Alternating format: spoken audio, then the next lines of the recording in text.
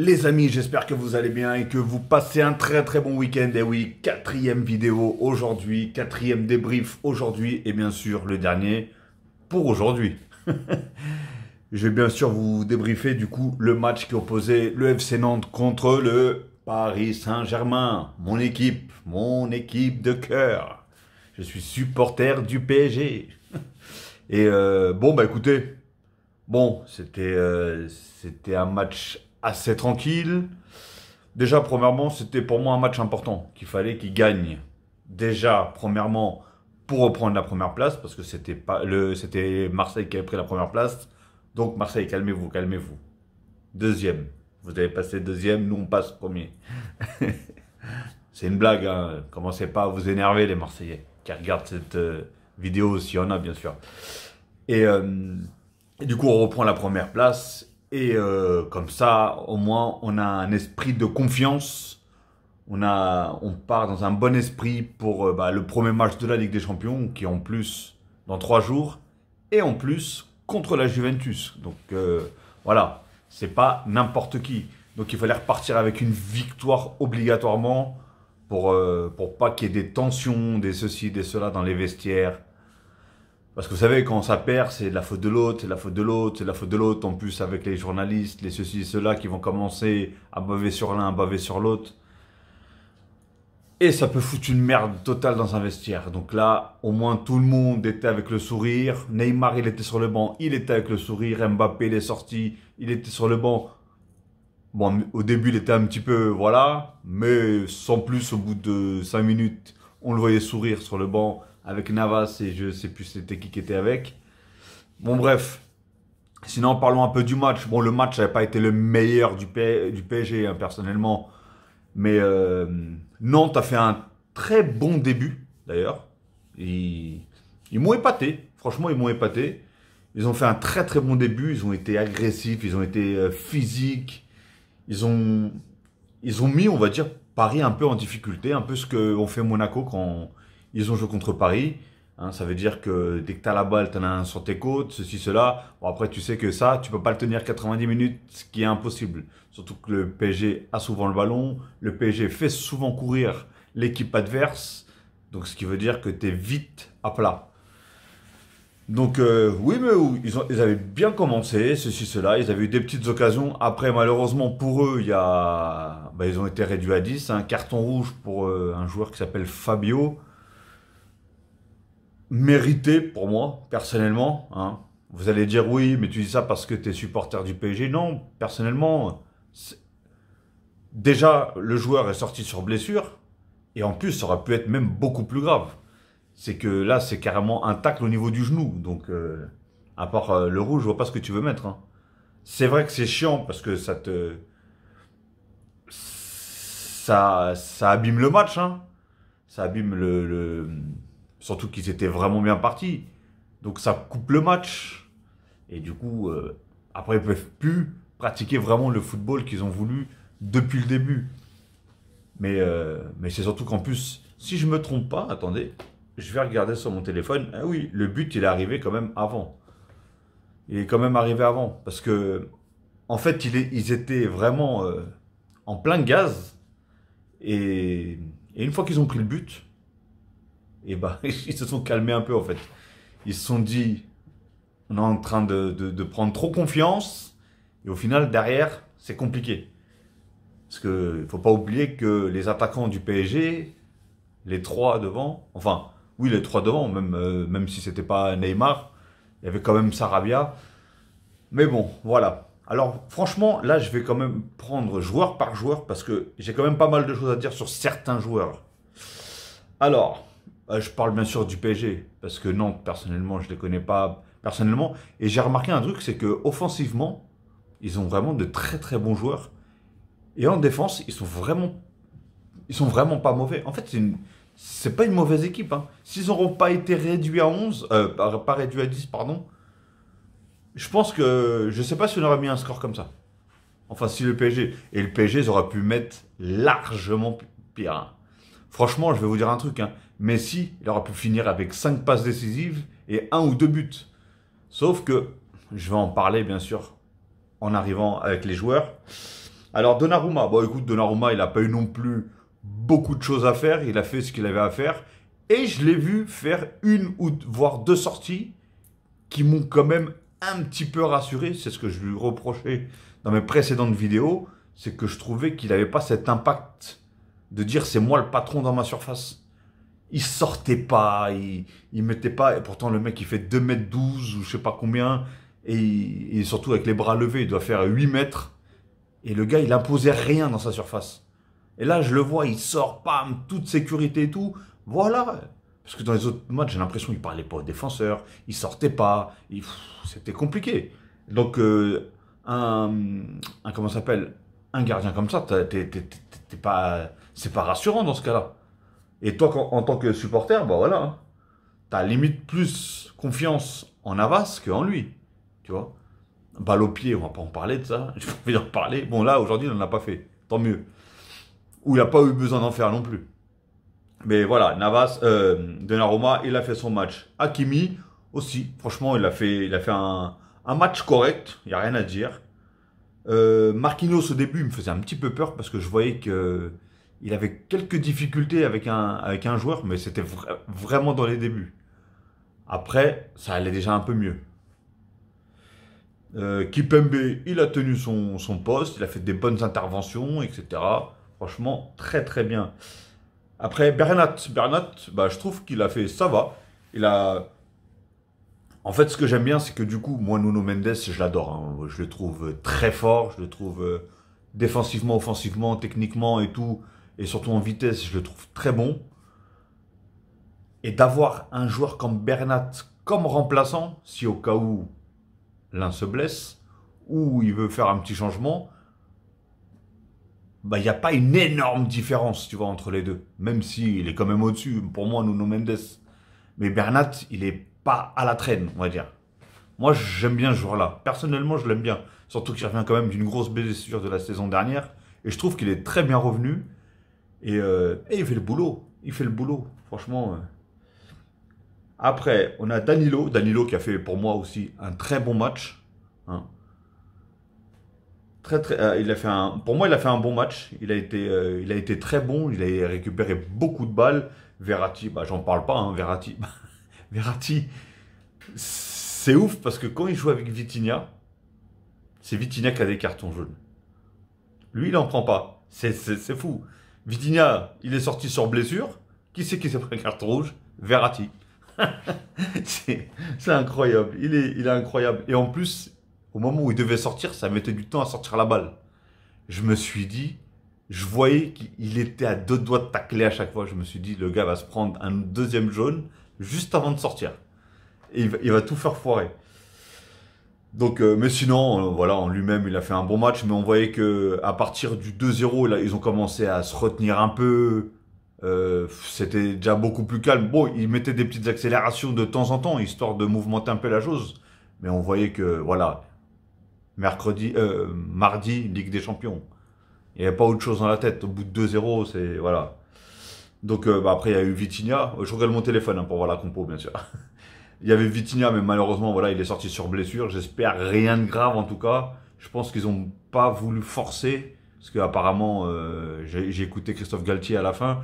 Il disait qu'il s'était pris un coup sur la rotule, mais ça n'a pas touché les ligaments, ça a rien fait trop grave. Il a dit peut-être un hématome, mais ils allaient faire plus d'examens quand même. Et que bah, s'il n'était pas prêt, il allait les voir avec le joueur au bout de mardi pour voir s'il était prêt ou pas. Et s'il n'était pas prêt, forcément, il jouerait avec un autre joueur. Mais du coup, voilà, c'est ça où je voulais en venir. Du coup, Vitinha qui est sorti, qui c'est qui est rentré? Renato Sanchez.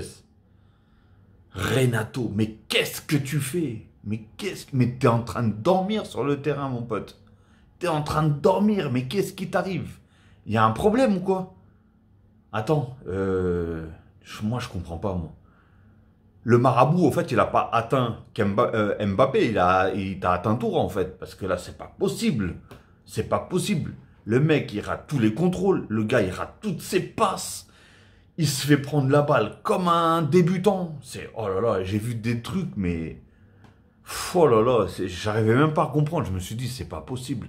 C'est pas le vrai Renato, là aussi. C'est... Ah ouais, non, non, c'est... Alors, il faut qu'il se réveille. Il faut qu'il se réveille. Là, il n'était pas dans le match du tout.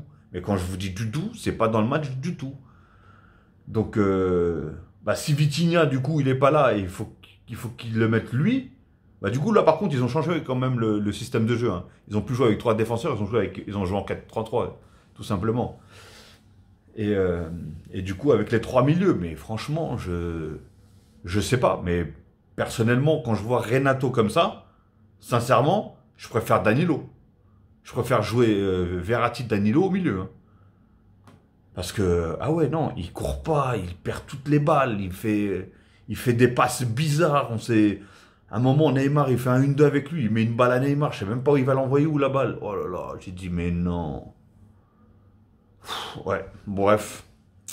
Donc, ouais, non, pourtant, c'est un joueur que je kiffe, c'est un joueur que, putain, quand ils ont dit qu'il allait arriver à Paris, j'étais plus qu'aux anges.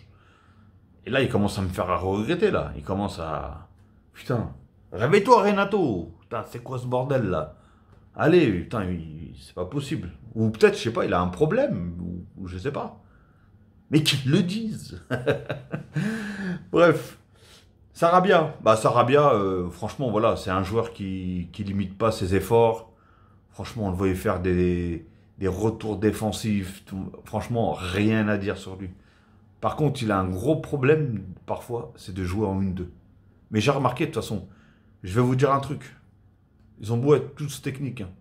Les seuls qui arrivent vraiment à jouer en une touche de balle, très vite, très technique et dans des petits espaces, Neymar, Messi. C'est incroyable. Mbappé, de temps en temps, il y arrive. De temps en temps, mais pas tout le temps. Regardez bien, faites bien attention. C'est pas tout le temps. Après, c'est pas son... Comment dire, c'est pas le profil de Mbappé de jouer dans des petits trucs comme ça. Mais tout à l'heure, ceux qui ont vu le match, ils ont pu voir que Neymar et Mbappé, dans une cabine téléphonique, les mecs, ils arrivent à faire des 1-2, quoi. Genre des contrôle, passe, c'est dribble, contrôle, passe parfois. Non, c'est ouf. C'est fou, c'est fou. Donc, et Sarabia, oui, il a fait. Il a beaucoup raté. Mais après, on peut pas lui en vouloir. Il s'est tellement dépensé aussi. Le gars, au bout d'un moment, et c'était le mec qui courait le plus sur le terrain. Il était déjà à 6,8 km, un truc comme ça. Alors imaginez que forcément, la lucidité, au bout d'un moment, ça peut plus être la même. Qu'on le veuille ou pas, tu peux être le joueur le plus technique du monde. La lucidité, quand tu veux faire des gestes techniques ou jouer, parce qu'il faut être très technique pour jouer dans des conditions pareilles. Surtout que les Nantais, au bout d'un moment, ils ont vu que ça sentait la merguez, comme on dit, ça sentait la douille. Donc ils ont commencé à jouer très défensif, très défensif. Donc à partir de ce moment-là, tu es obligé de jouer que dans des petites zones. Dans des petites zones, dans des petits espaces, et voilà. Et pratiquement en une touche de balle. Ou sinon, c'est un contrôle, une passe, un contrôle, une passe. Il n'y a pas de je touche une, deux, trois fois la balle. Non, là, t'es mort. Donc voilà, mais après, franchement, on va pas dire qu'il a fait un mauvais match. Hein. Loin de là, franchement, rien à dire. Après, il y a eu qui? Bah, Mbappé, hein, Mbappé qui met son petit doublé. Et voilà, franchement, il n'y a pas non plus grand-chose à dire sur Mbappé. Il a fait son match, il a fait ses balles en profondeur. On l'a senti déjà un peu plus à l'aise dans ses courses, dans ses conduites de balles. Il touche pas trop les poteaux. Il touche pas trop les poteaux. Et il réussit ses face à face. Donc voilà, je l'ai senti un peu mieux que par exemple le dernier match qu'il a fait.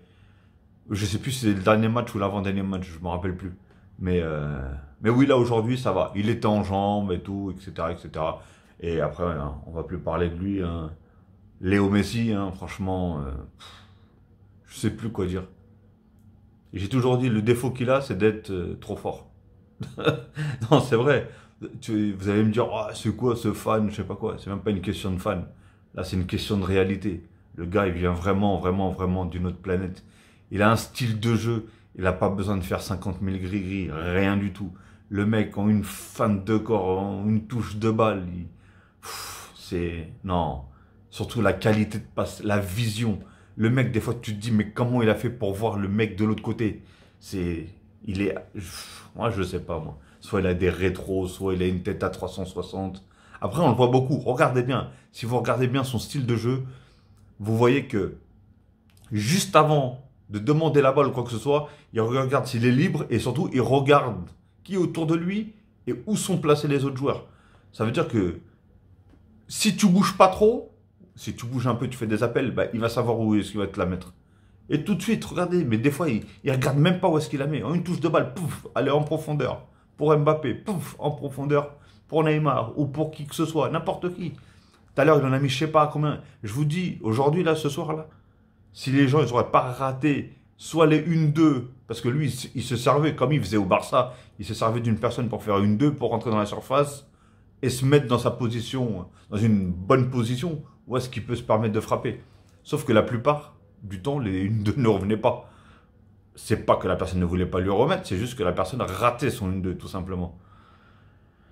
Et du coup, même les passes décisives, il a mis un nombre de passes que... incroyable. Incroyable. Là, franchement, il aurait pu finir à je sais pas combien de passes. Et enfin, lui, il aurait pu finir aujourd'hui avec 5 passes D et au moins 1 ou 2 buts. Réellement. Et après, il y a aussi le fait que Nantes soit à 10 contre 11. Donc forcément, ça facilite les choses. Tu cours beaucoup moins. Donc tu as plus d'espace en plus. Et le problème, c'est quoi? Quand tu laisses des espaces à des joueurs comme les trois, hein, que ce soit Mbappé, Neymar ou Messi, tu leur laisses des espaces, c'est la fin de la discussion. Fin de la discussion, tu sais où est-ce que ça va finir. Soit ça va être une action dangereuse, soit ça va être, tu vas aller chercher la balle dans les filets, hein, tout simplement. Et voilà, et Neymar, il est rentré. J'avais l'impression qu'il voulait... Bah d'ailleurs, ça y est, hein, ils sont ex-aequo au niveau des nombre de buts. Mbappé et Neymar, du coup. Avec son doublé de Mbappé, bah, il a réussi à revenir au niveau de Neymar.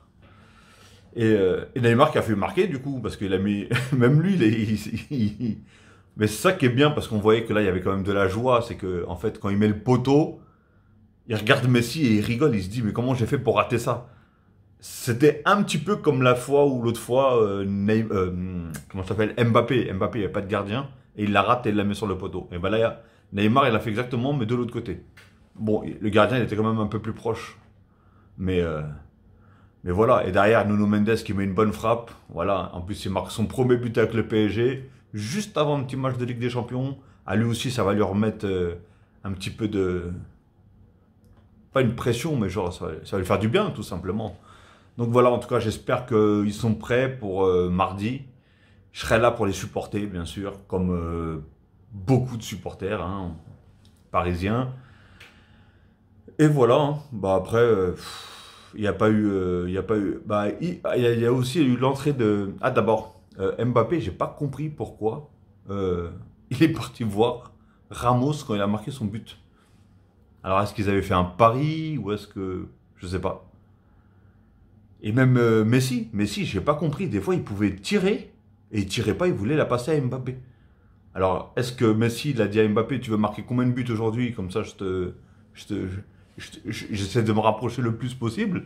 Je sais pas, peut-être il voulait mettre encore un triplé ou je sais pas, mais bon, franchement, je sais pas du tout. Et après, c'est qui est rentré après? C'est comment il s'appelle? Je me rappelle plus. Bah, il y a Sanchez qui est rentré, Nuno Mendes est sorti, il est rentré à la place de Bernat. Parce qu'en plus, Bernat, je me rappelle aussi que je pense qu'il est sorti parce qu'il s'était pris un jaune. Un peu comme Verratti quand il s'est pris le jaune, il a commencé à le faire sortir direct. Mais ah voilà, c'est à la place de Sarabia, c'est Ekitike. Ekitike, bah lui aussi, j'ai pas l'impression qu'il est peut-être athlétique. Ça doit être un peu un genre de comment ça s'appelle, de Mbappé, un peu dans le style de Mbappé. Mais ça doit pas être un joueur très... Après, je le connais pas, je l'ai jamais vu jouer. C'est la première fois que je le vois jouer. Donc, je peux pas vous dire. Bah, dites-moi dans les commentaires s'il y en a qui le connaissent ou qui l'ont déjà vu jouer, quel est son style de jeu. Mais j'ai l'impression que c'est plus... voilà, c'est un joueur, tu la mets dans la profondeur, il doit courir vite, je pense. Après, là, on pouvait pas voir parce que Nantes, comme je vous ai dit, il jouait en défense. Donc là, c'était que des petits espaces. Donc... pour quelqu'un qui aime bien jouer dans la profondeur, là, il est cuit, hein, c'est clair. Donc, et je le voyais en difficulté. Après, voilà, il est très très jeune, je sais pas il a quel âge, mais ça se voit tout de suite qu'il est très très jeune.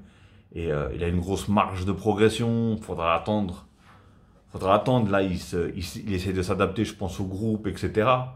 Mais Mais voilà, j'ai pas senti ce système de pouvoir jouer dans les petits espaces. Après, je peux me tromper. Je suis pas, je suis pas voyant non plus, ni rien. Je peux me tromper. Mais bon. Donc voilà les amis, bon je ne veux pas faire durer plus longtemps parce que là je sais que moi quand je parle du PSG mon problème c'est ça, c'est que je peux m'éterniser très longtemps et faire des vidéos très longues et je pense que vous n'avez pas que ça à faire de voir ma grosse tête là pendant plus de 20 minutes et pourtant ça fait déjà 20 minutes. Donc voilà les amis, donc sur cela c'est vraiment la dernière vidéo pour aujourd'hui. Je vais vous souhaiter une très très bonne soirée et avant toute chose, bien sûr comme d'habitude, n'hésitez pas à liker la vidéo, ça fait toujours plaisir à commenter la vidéo, je me ferai un plaisir de répondre. D'ailleurs, dites-moi ce que vous en avez pensé, vous, des joueurs, du match, etc. Et pour vous, Paris gagne ou pas contre la Juve? Dites-le moi dans les commentaires. Donc voilà, et n'oubliez pas de liker, commenter, je me ferai un plaisir de répondre en tout cas, si bien sûr il n'y a pas d'insultes, comme je le dis d'habitude. Partagez si vous avez envie de la partager la vidéo, n'hésitez pas.